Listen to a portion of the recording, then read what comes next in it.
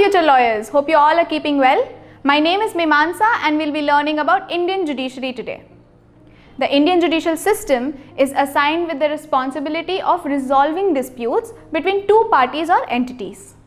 Judiciary also interprets the law made by the legislature. Independence of judiciary is of utmost importance in the Indian Constitution.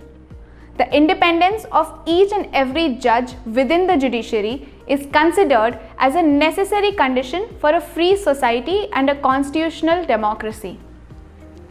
The Supreme Court and the High Courts are constitutional courts vested with the power to enforce fundamental rights.